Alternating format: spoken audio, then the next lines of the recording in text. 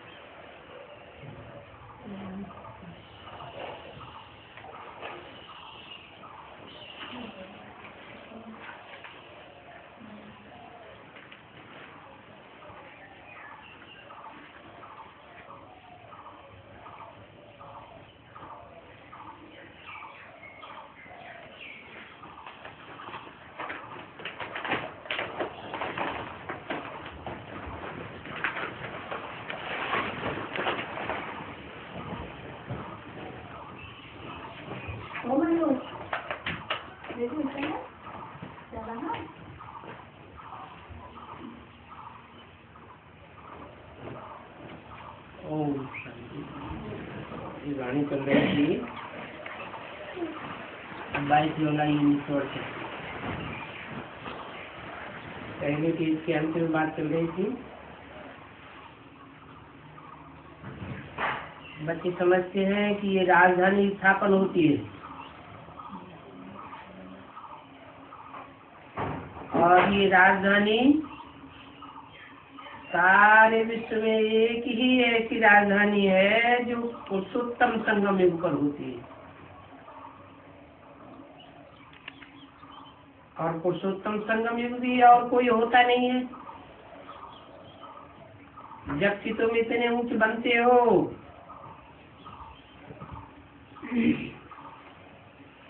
जो दुनिया में तुम्हारी कोई ग्लानि कर न सके। तुम जानते हो लक्ष्मी नारायण की कोई ग्लानि नहीं होती, बाकी 33 करोड़ देवताओं की भी ग्लानि है, ब्रह्मा विष्णु शंकर की भी ग्लानि करते हैं, शिव बाबा की भी ग्लानि कर देते हैं।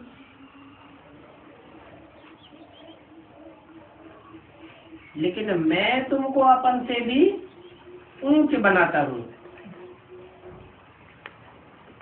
ये भी बच्चे जानते हैं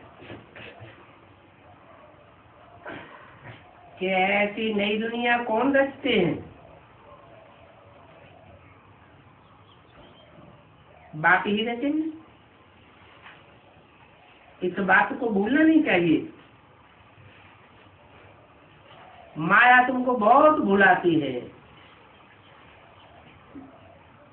क्या भुलाती है? ऊंच से ऊंच बाप की याद भुलाई देती है। उनका तो धंधा ये है। क्या है? बाप को भुलाना और दुनियादारी याद दिलाना। ज्ञान में इतना इंटरफियर माया नहीं करती है, याद में बहुत इंटरफियर करती है। आत्मा में बहुत किचड़ा भरा पड़ा है, तो 63 जन्म की कीचड़ पट्टी अज्ञानी बनाई देती है।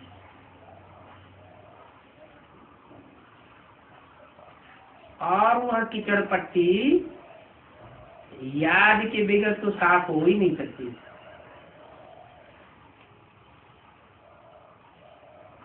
बच्चे योग से बहुत मुझते हैं। घड़ी घड़ी कहते रहते हमारा योग नहीं लगता। वास्तव में योग अक्षर उन हठ योगियों का है। तुम्हारी तो याद है, याद तो सहज होती है। जिसको देखा जाता है वो याद आता है, जिससे सुख मिलता है वो याद आता है। तो योग की कोई बात नहीं, क्या करो, सबसे जाति सुख देने वाला बाप है तो उस बाप को याद करो। वो तो योग योग कहते रहते हैं, क्योंकि उन्हें प्रैक्टिकल में बाप मिलता तो है नहीं। जब प्रैक्टिकल में साकार में मिलेगा नहीं तो उनको कठिन लगता है। तो उनका योग कहना ठीक है, और तुम्हें तो सहज याद आनी चाहिए, क्योंकि तुमको तो प्रैक्टिकल में साकार में बाप मिलता है। उन हठ योगियों सन्यासियों को तो मिलता ही नहीं है, तो वो हठ पूर्वक योग लगाते हैं और तुम सहज सहज याद करते हो। वो सन्यासी कहते हैं ब्रह्म से योग लगाना है, दुनिया की सन्यासी भी ऐसे कहते हैं, और ब्राह्मणों की दुनिया के सन्यासी भी क्या कहते हैं? ब्रह्मा से योग लगाना। वो कहते ब्रह्म से योग लगाना, और वो कहते ब्रह्मा से योग लगाना। अब ब्रह्म भी जड़ तत्व है जहाँ आत्माएं रहती है, और ब्रह्मा का बुद्धि रूपी पेट भी जड़त्व में है, मनन चिंतन मंथन करने वाला नहीं है। तो वो उससे योग लगाते। तुमको तो योग लगाना है चैतन्य से, तुम्हारा कोई योग जड़ से नहीं है। अभी ब्रह्म तत्व तो बहुत लंबा चौड़ा है,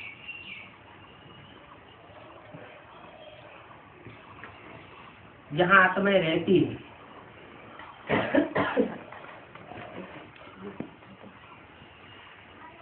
तुम तो जिसे याद करते हो वो अति सूक्ष्म है,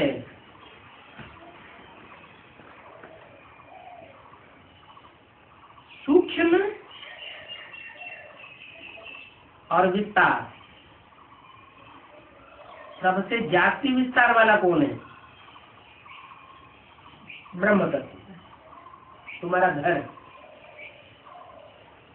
ब्रह्मा का बुद्धि रूपी पेट भी तुम्हारा घर है। सारी दुनिया की उत्पत्ति कहाँ से होती है? ब्रह्मा के बुद्धि रूपी पेट से ही सारी दुनिया उत्पन्न होती। तो वो तो बहुत विशाल है। तुम तो सूक्ष्म से सूक्ष्म जो बुद्धिमानों की बुद्धि है उसको याद करते। तो सूक्ष्म होता है, जितना सूक्ष्म होता है उतना मनन चिंतनशील होता है। बाकी हाँ, मनन चिंतन तब करते हैं जब साकार में आते हैं, नहीं तो शिव को मनन चिंतन मंथन करने की दरकार है ही नहीं। वो तो मन जड़ मन के चक्र में ही नहीं आता। बाकी हाँ, जैसे आकाश लंबा चौड़ा है वैसे ब्रह्म तत्व भी, आत्माओं के रहने का स्थान भी बहुत लंबा चौड़ा विशाल है। जैसे आकाश में स्टार्स देखने में आते हैं वैसे यहाँ भी छोटी छोटी स्टार्स में चल आत्माएं हैं, और वो आसमान से भी पार है जहाँ सूरज चांद का गम नहीं है। तुम देखते हो कितने छोटे छोटे रॉकेट्स हैं। तो बाबा कहते हैं पहले पहले आत्मा का ज्ञान देना चाहिए, और वो आत्मा का ज्ञान तो सिवाय एक परम पिता परमात्मा के कोई दे ही नहीं सकता। वो एक भगवान ही दे सकता है। ऐसे नहीं कि सिर्फ भगवान को नहीं जानते, आत्मा को भी नहीं जानते। बल समझते हैं प्रकृति के बीच में चमकता है जब सितारा। कहते हैं गायन है आत्मा निवास करती है, परंतु उसका किसी को पता नहीं है कि इतनी छोटी आत्मा में 84 जन्मों का पार्ट कैसे भरा हुआ है। इसको कहते हैं कुदरत, और तो कुछ भी नहीं कह सकते। हम आत्मा में 84 का पार्ट सदैव चक्कर लगाता रहता है, और हर 5000 वर्ष के बाद ये आत्मा का पार्ट ये चक्र करता रहता है। ये ड्रामा में मूड है। तो समझो ये दुनिया अविनाशी है, ये दुनिया का खेल भी अविनाशी है। दुनिया भी कब विनाश को नहीं पाती, और ये दुनिया का खेल भी कब विनाश को नहीं पाता है। वो लोग दिखाते हैं कि बड़ी प्रलय होती है, फिर कृष्ण अंगूठा चूसते हुए पीपल के पत्ते पर आया।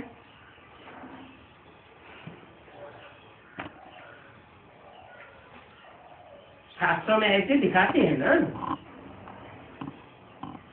परंतु ऐसे होता थोड़ा ही है क्या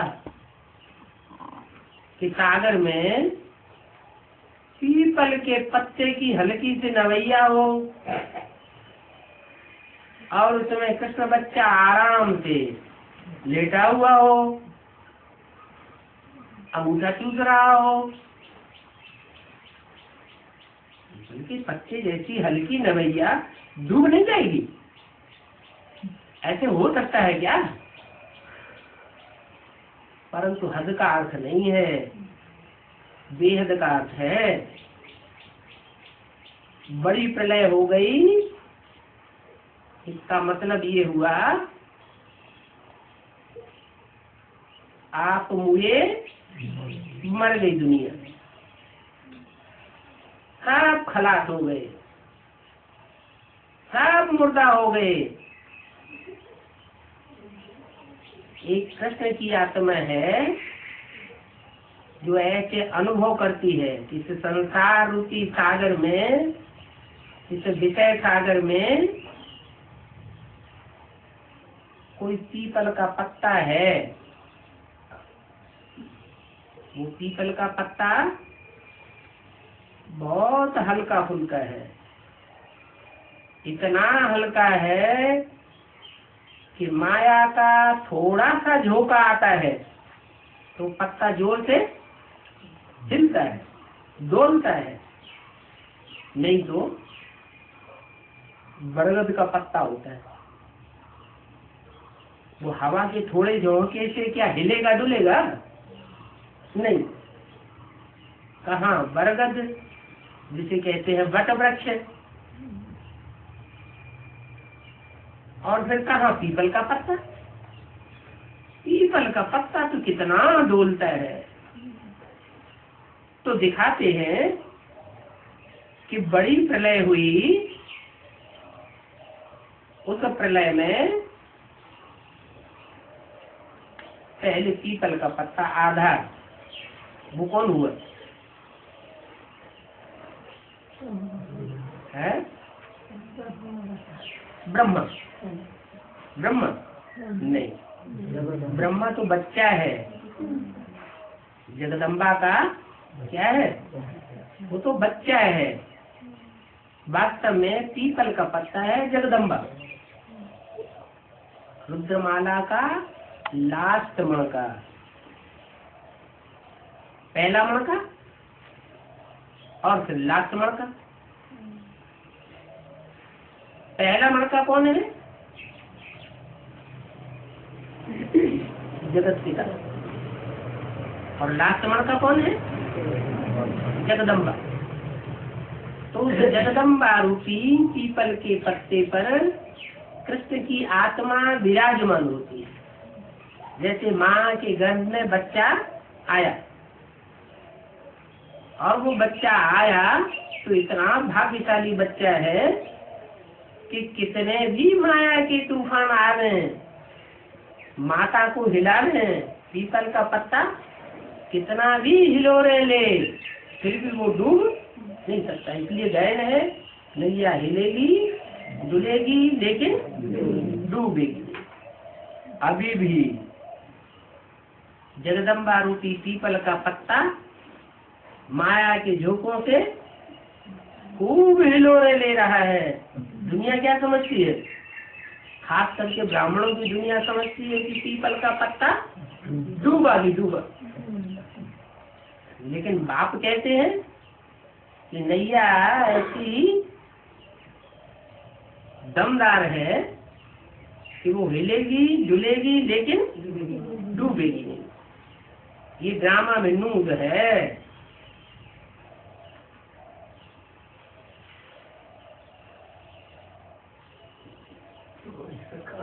पहले सरेंडर हुआ है पुष्करणी ब्राह्मण है। पुष्प माने धक्का देकर के किसी को चलाया जाता है तो कितना चलेगा?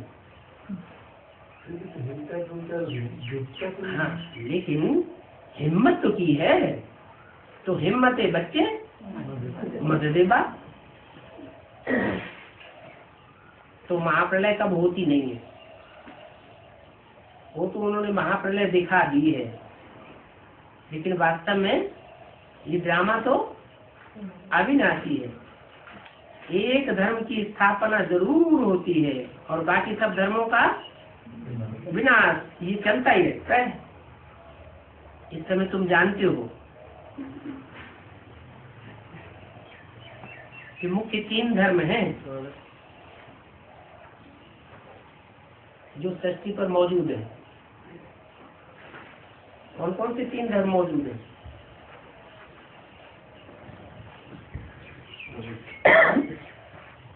इस्लामी, बौद्धी और क्रिश्चियन।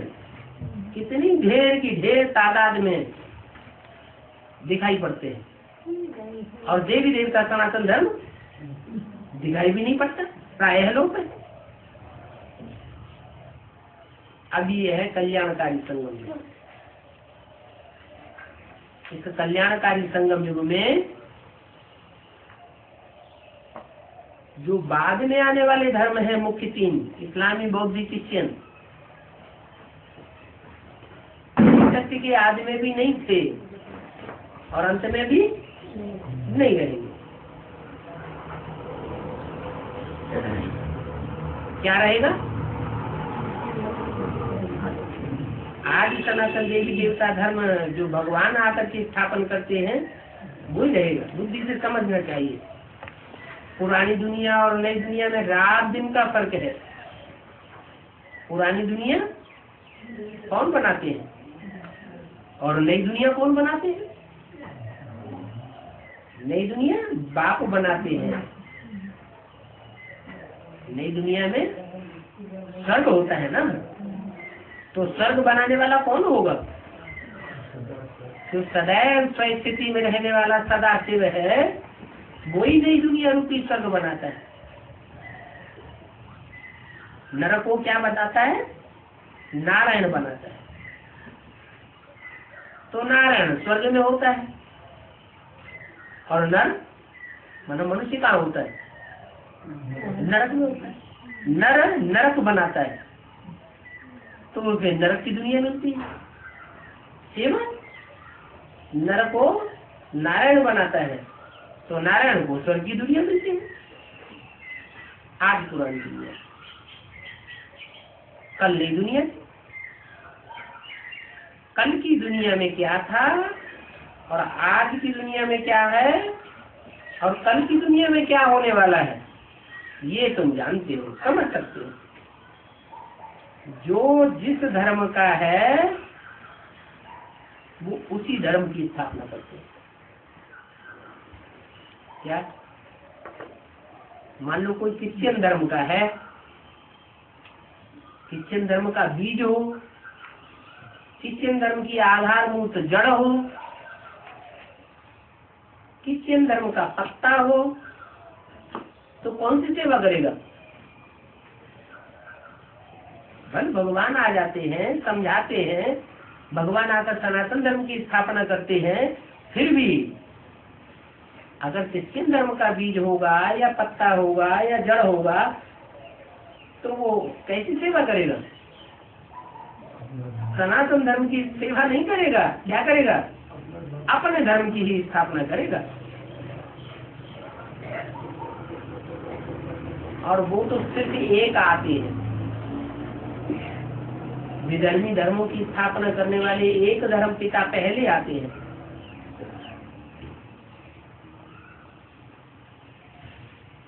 बहुत नहीं होते हैं,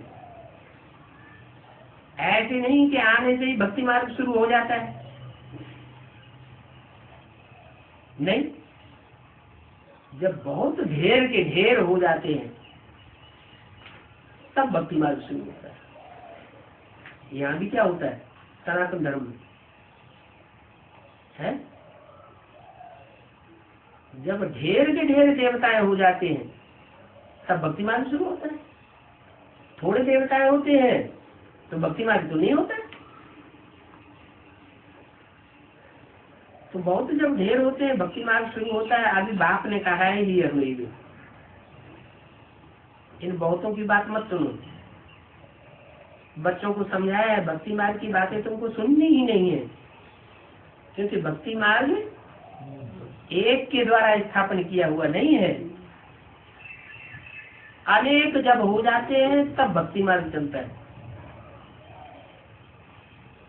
एक के द्वारा ज्ञान मार्ग चलता है। जब भक्ति मार्ग चलता है तो कितनी त्राण करते रहते हैं, कितनी संस्कृति की होशियारी दिखाते हैं, और ज्ञान उनमें रिंचक भी नहीं होता। जैसे कि उन्होंने कभी ज्ञान सुना ही नहीं है। बाकी भक्ति मार्ग में भक्ति भी गाई जाती है, ज्ञान भी गाया जाता है। ब्राह्मणों का ज्ञान दिन होता है। ज्ञान माने जानकारी, रोशनी। भक्ति माने रात माने जहाँ ठोकरें खाते हैं, अंधेरा होता है। अभी तुम तो ब्राह्मण हो, ब्राह्मण हो तो जरूर ज्ञानी हो, और ब्राह्मणों की चोटी भी होनी चाहिए। क्यों होनी चाहिए? भक्ति मार्ग में ब्राह्मण जो होते हैं वो चोटी क्यों रखाते हैं?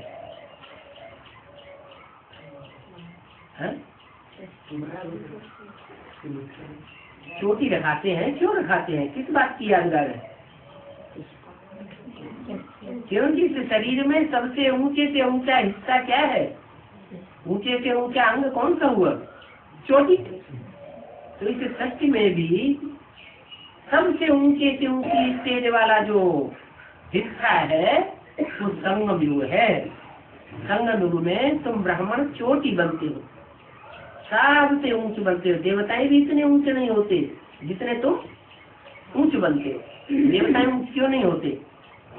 इतने सुखी रहते हैं, फिर ऊंचे क्यों नहीं होते?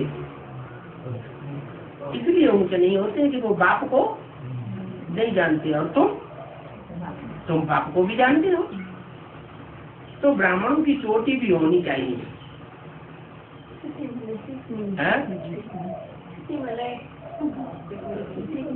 ब्राह्मणों की चोटी अभी है कि नहीं है? बाबा कहते होनी चाहिए, है? नहीं है? नहीं है। अच्छा, दुर्योधन दुशासन होंगे इसलिए चोटी नहीं। सूत्र है तो चोटी नहीं है, तो चोटी किसको है? ये सब कन्या माताएं जितनी भी है उनको सबको चोटी है। तो पक्के ब्राह्मण कौन हुए? कन्या माता है, पक्के ब्राह्मण हुए। तो जो ब्राह्मण पक्के हैं उनको फिर बाबा ने लकब दे दिया है कि तुम स्वर्ग के गेट खोलो। स्वर्ग के गेट कौन खोलेंगे? जो पक्के ब्राह्मण होंगे वो खोलेंगे या कच्चे ब्राह्मण खोलेंगे? जो पक्के ब्राह्मण होंगे तो 16 कला संपूर्ण स्वर्ग का द्वार खुल। बाप कहते हैं तुम बच्चों को कोई तकलीफ नहीं देता हूँ। क्या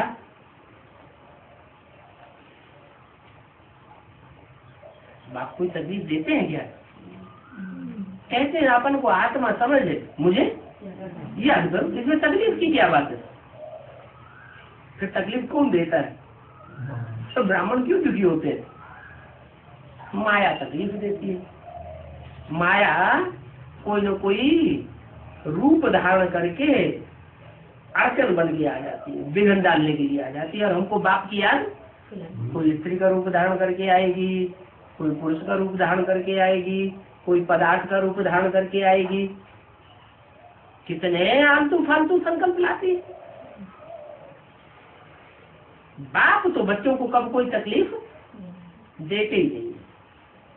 मोस्ट बिलीवेड बाप है। 84 जन्मों में इतना बिलीवेड बाप मिलता ही नहीं जितना आदि संग में ऊपर ये मोस्ट बिलीवेड बाप तुमको मिला। कहते हैं मैं तुम्हारा सदगति दाता हूँ। क्या देता हूँ? सदगति देता हूँ। सत्य माने सच्ची गति। सच्ची गति झूठी गति क्या होती है? किसको देता हूँ सच्ची गति?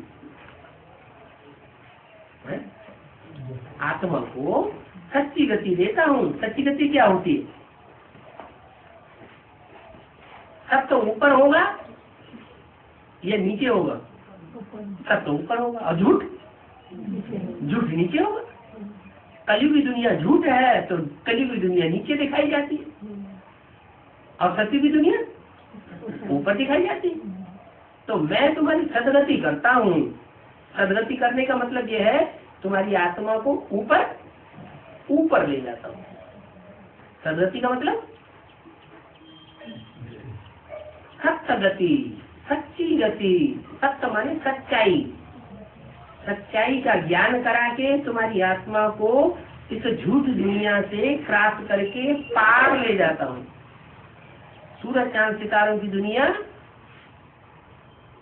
ये बनती और बिगड़ती, और मैं तुम्हें इस दुनिया से पार ले जाता हूँ। तो सदगति देता हूँ, दुख हरता हूँ और सुख करता हूँ।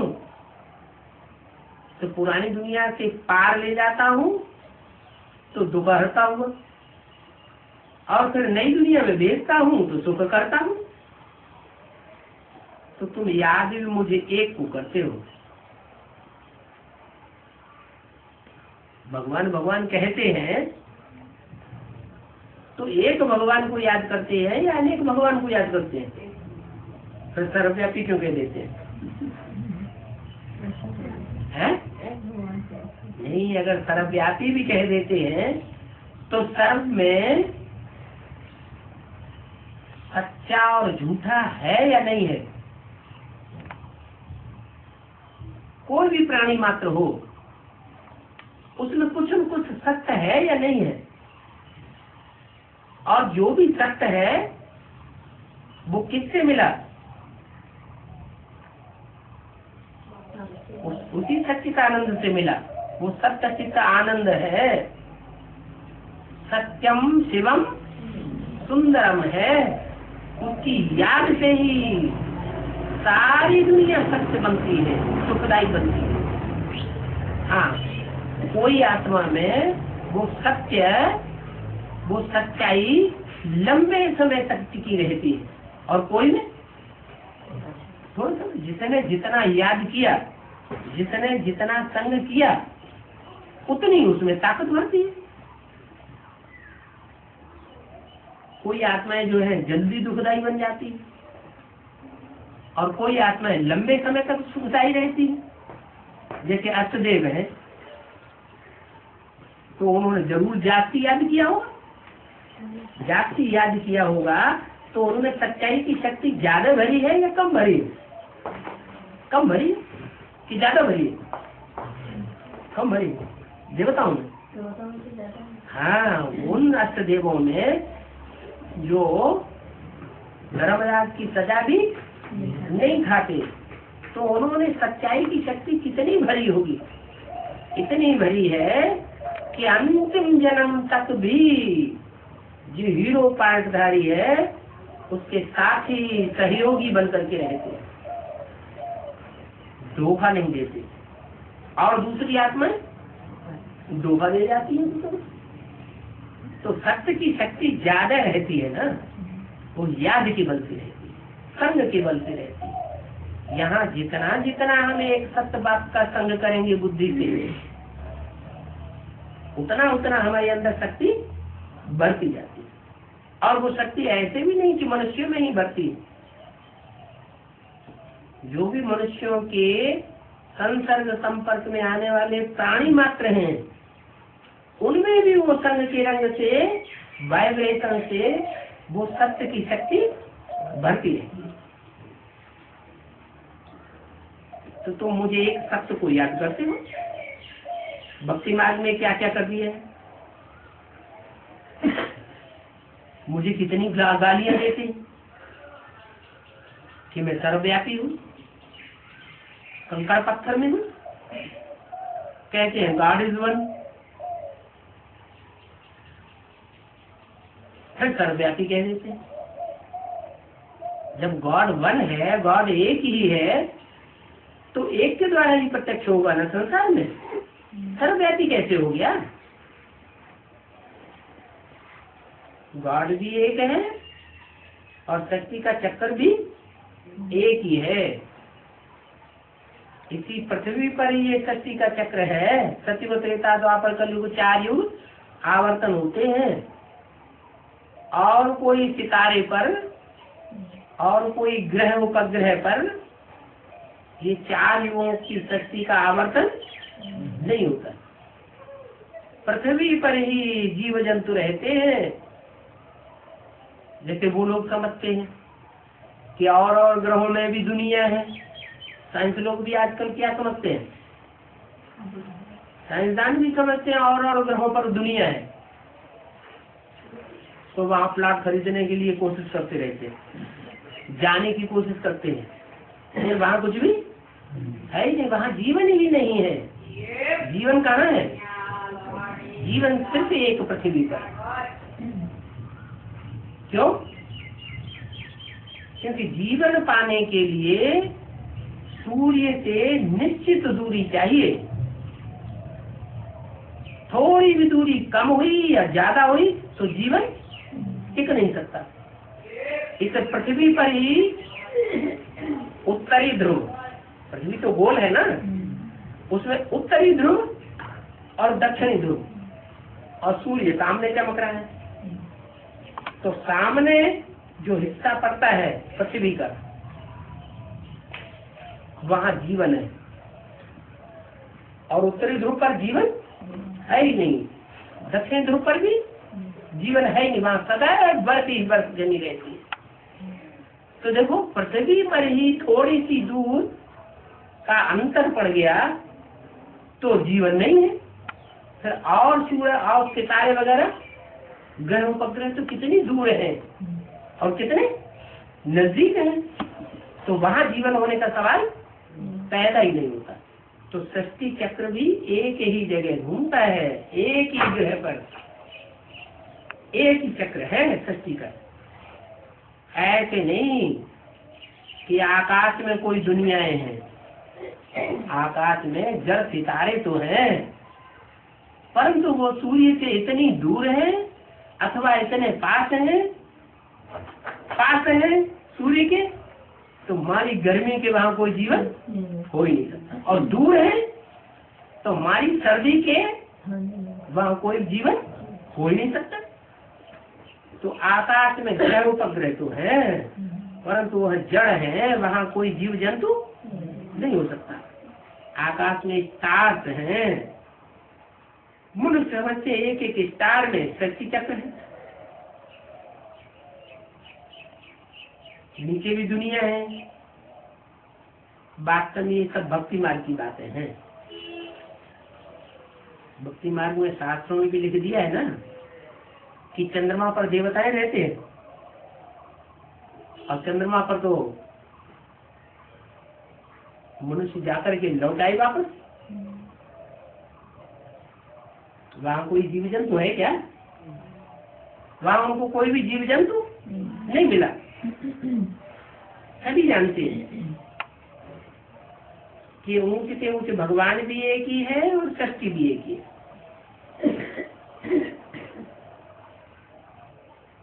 श्लोक भी है, सारी सृष्टि की आत्माएं सूत्रधारी के रूप में से रोई हुई है तुम्हारे लिए। तो ये जैसे एक माला हो जाती है, ये 500-700 करोड़ मनुष्य आत्माओं की माला है,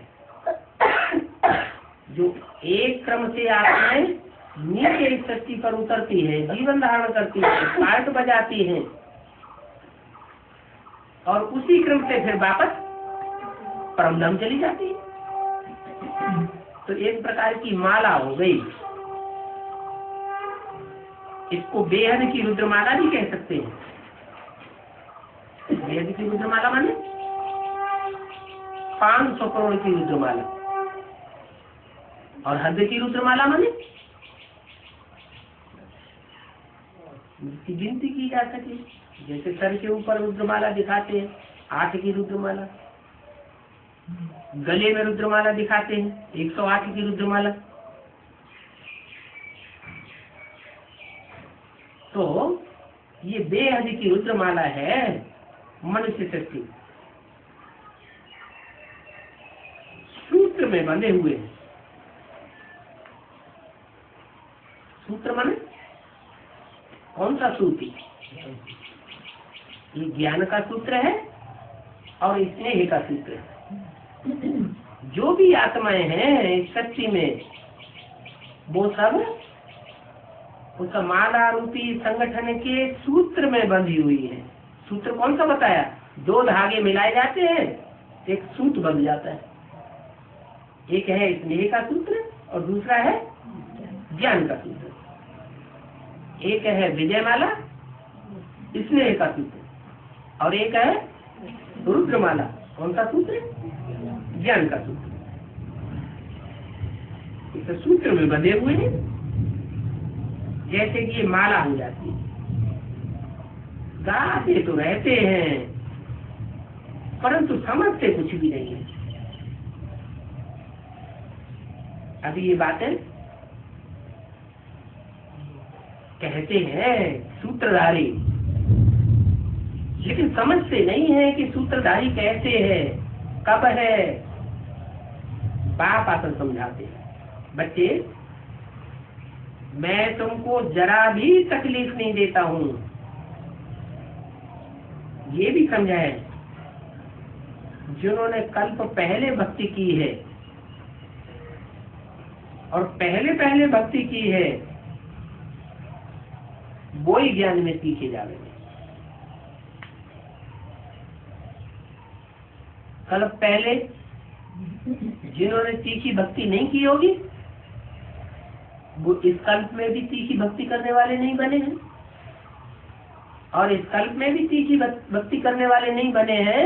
तो संगम युग में जब बाप आते हैं तो ज्ञान भी तीखा नहीं उठाते।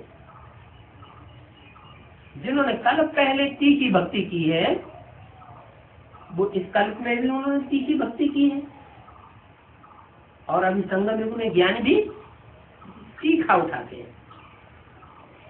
ज्ञान में जरूर तीखे जाएंगे। इससे क्या साबित होता है कि जो जो जितने जितने ज्ञान में तीखे जाते हैं, उन्होंने जरूर तीखी अव्यभिचारी भक्ति की होगी। भक्ति जाति की है तो फल भी उनको जाति मिलना चाहिए। जाति माने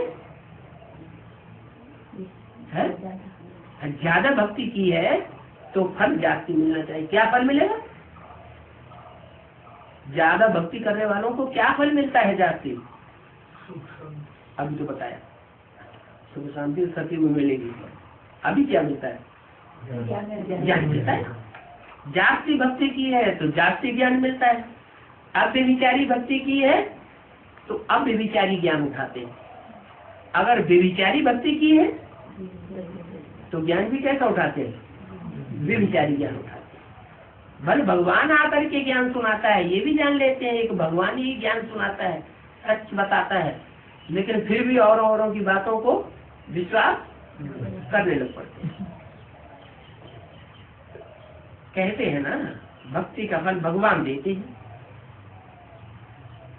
वो तो है ज्ञान का साधन, तो जरूर ज्ञान से ही फल देंगे। भक्ति के फल का किसी को पता ही नहीं है। क्या है भक्ति का फल? भक्ति का फल है अज्ञान, अंधश्रद्धा, अंधविश्वास। अंधश्रद्धा अंधविश्वास से कोई काम करेगा तो दुखी होगा या सुखी होगा? दुखी होना जाता है। भक्ति का फल है ज्ञान या अज्ञान? भक्ति का फल क्या है? अज्ञान। और ज्ञान का फल है? ज्ञान का फल है ज्ञान, और ज्ञान का फल है सुख। इतना सुख मिलता है जितना और कोई धर्म वालों को सुख मिल ही नहीं सकता। तो देखो ज्ञान से स्वर्ग का सुख मिलता है, ज्ञान एक से आता है, और एक से मिले हुए ज्ञान का फल मिलता है स्वर्ग का सुख, और अज्ञान से भक्ति से अज्ञान आता है। भक्ति अनेकों से आती है, उससे अज्ञानी बनते हैं। कोई कहेगा इस रास्ते पर जाओ, कोई कहेगा इस रास्ते पर जाओ, दूसरा कहेगा इस रास्ते पर जाओ, तो सब अलग अलग रास्ता बताते हैं। तो आदमी भटक जाएगा या ठिकाने में पहुंचेगा, भटक जाता है। तो उसको कहते हैं अज्ञान।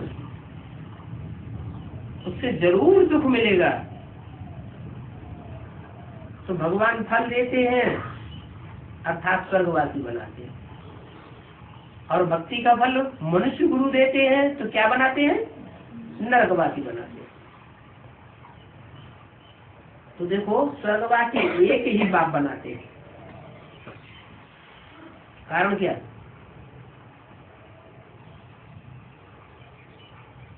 और दूसरे स्वर्गवासी क्यों नहीं बना सकते?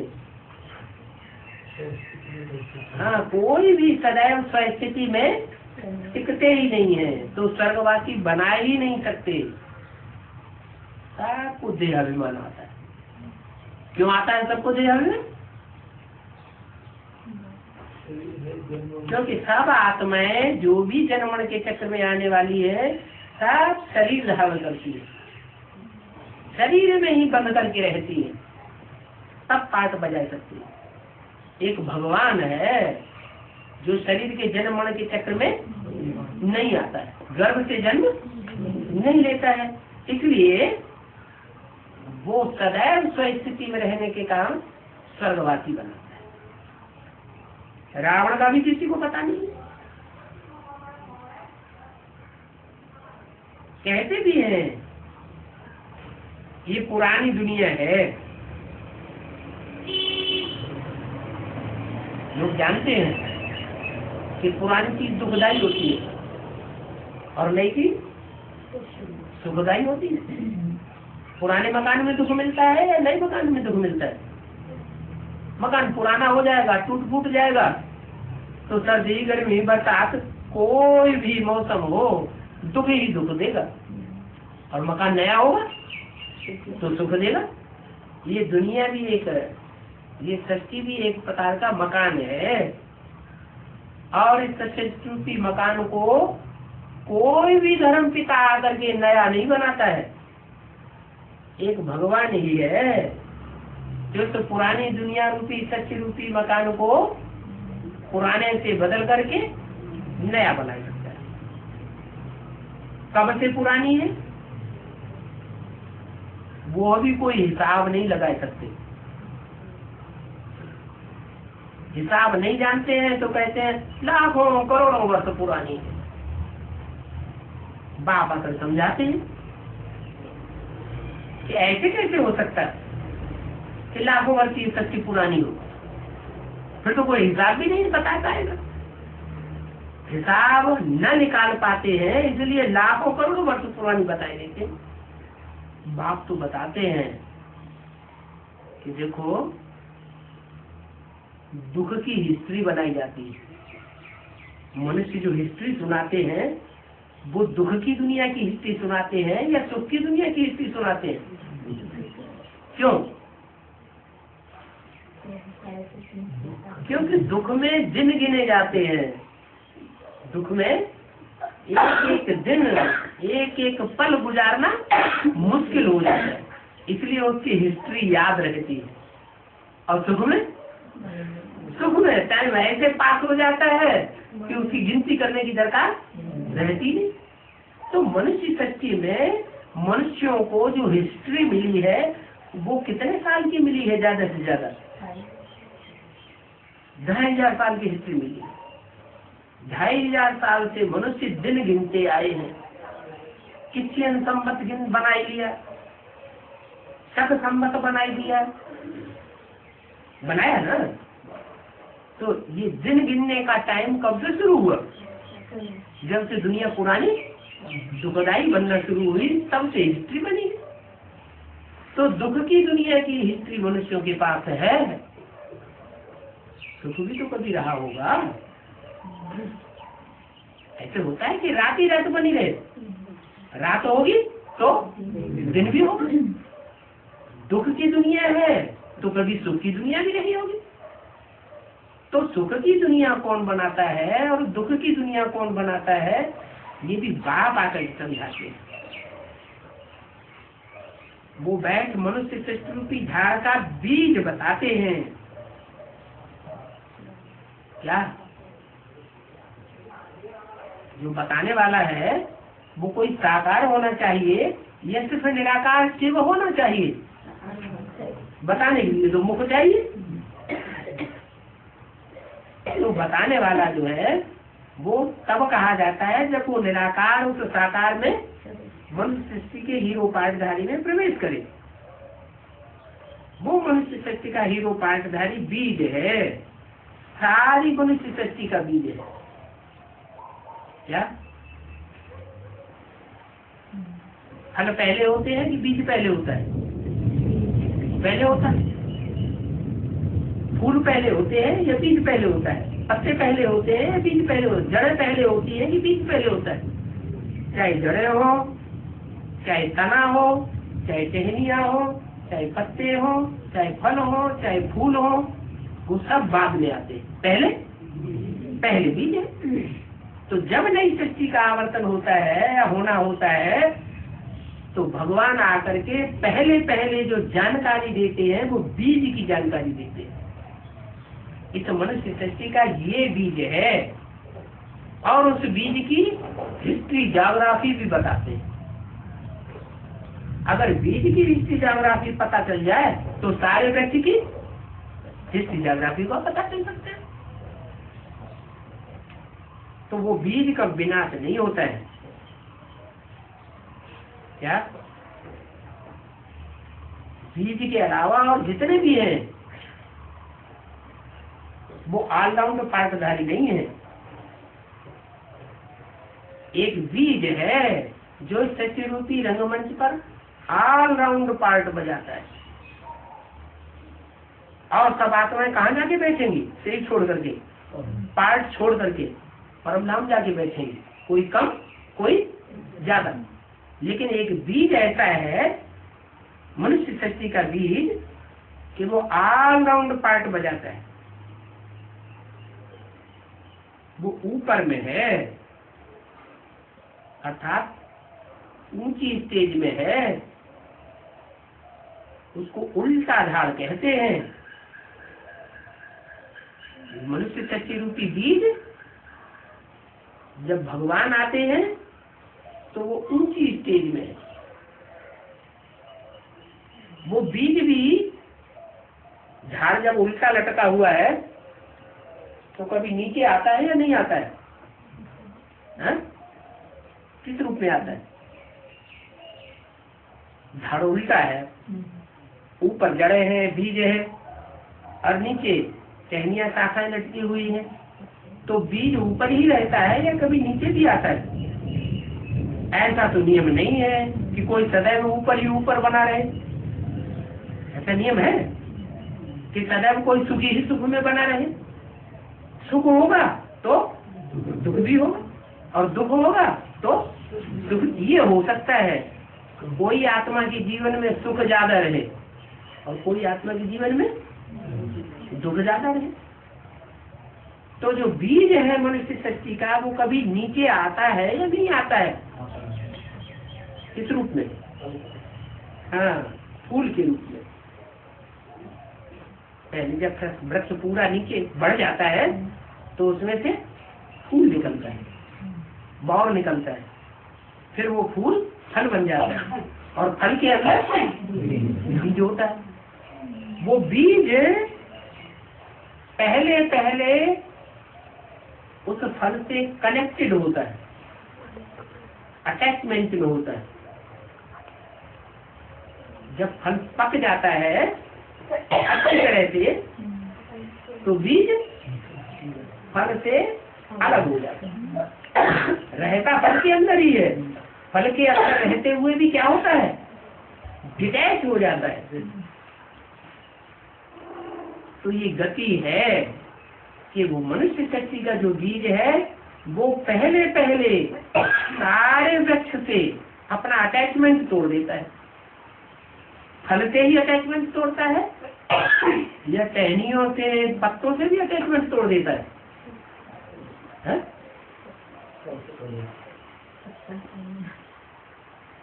अरे वृक्ष पूरा बढ़ गया, उल्टा वृक्ष चुका हुआ है, पूरा वृक्ष बढ़ गया, समझने के लिए उसे सीधा समझ लो। पूरा वृक्ष जब बढ़ गया और उसमें फल आने शुरू हुए तो कोई पहला पहला फल आता है कि नहीं आता है? जो भी खेती की जाती है या जो भी बाग लगाया जाता है तो उसमें जो पहला बीज है, पहला फल है, उसका बीज बोना अच्छा समझते हैं। तो जो फल है उसके अंदर जो बीज है पहले कनेक्ट था, जुड़ा हुआ था, फल से, वृक्ष से जुड़ा हुआ था, और बाद में फल पक जाने के बाद वो डिटैच हो जाता है। अटैचमेंट में तो नहीं रहता, लगाव में तो नहीं रहता, तो वो डिटैच हो जाता है। वो सिर्फ फल से ही डिटैच होता है या फूलों से, टहनियों से, तलों से, जड़ों से, इनसे भी डिटैच हो जाता है। सारे वृक्ष से डिटैच हो जाता है या सिर्फ फल से ही डिटैच होता है? डिटैच माने अलग होना। क्या होगा? वृक्ष में जो बीज है फल के अंदर पहले अटैचमेंट में था, जब तक फल कच्चा है। जब फल पक गया तो वो बीज जो है वो फल से डिटैच हो जाता है। तो सिर्फ फल से ही डिटैच होता है या सारे वृक्ष से डिटैच हो जाता है? सारे वृक्ष से उसका कनेक्शन वृक्ष के अंदर ही है, फल के अंदर ही है, फिर भी उसका लगाव वृक्ष में नहीं रहता। ऐसे ही ये मनुष्य शक्ति का चैतन्य बीज है, जो हीरो पार्टधारी बीज है मनुष्य शक्ति का, उसकी भी यही गति है। वो पहले पहले डिटैच होता है। बीज को बाद ही बनाते हैं, बनता नहीं है, वो अनादि अविनाशी बीज है, लेकिन मर्ज हो जाता है। बीज जो है वो सारे वृक्ष में मर्ज होकर के रहता है।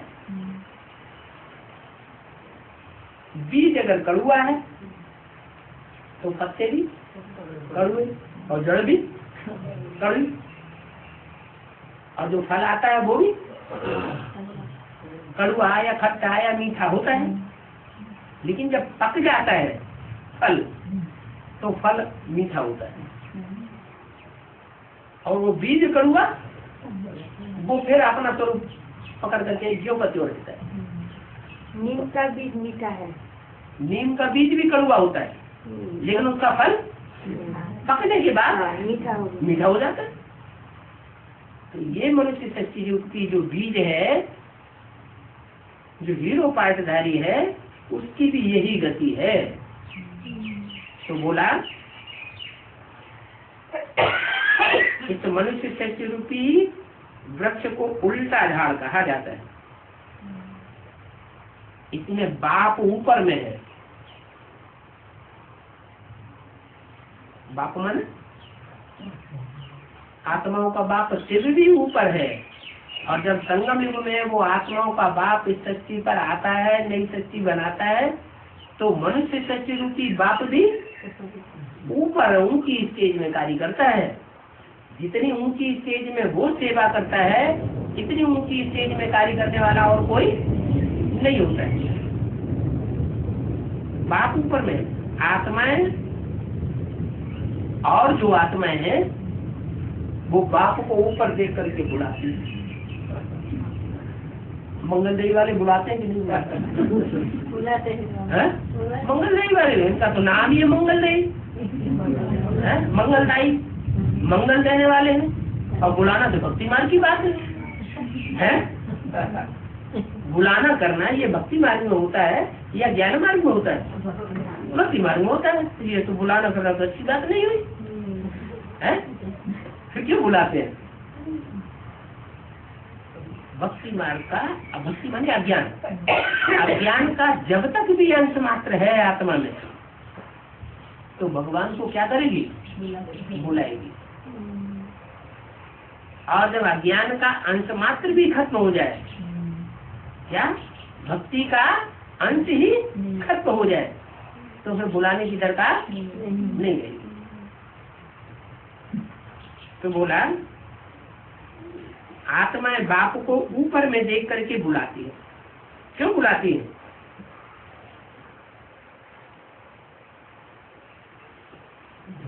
क्यों बुलाती है?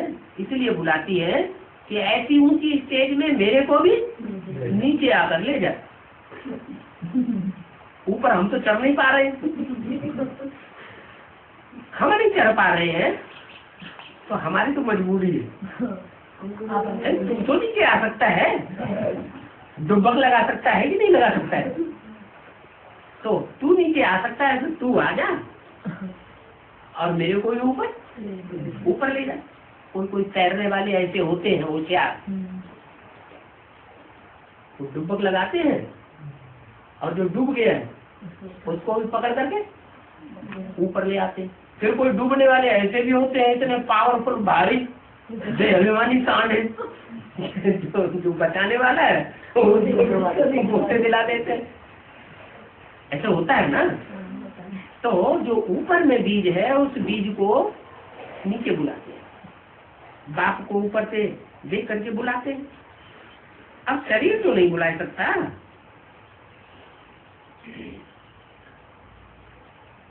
है,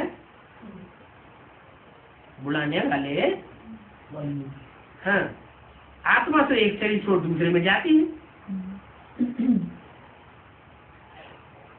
आत्मा अविनाशी, वो अविनाशी आत्मा कभी घटती बढ़ती नहीं है। छोटी हो जाए, बड़ी हो जाए, ऐसा आत्मा होती है क्या? नहीं, आत्मा तो अविनाशी है, जैसी है वैसी ही है।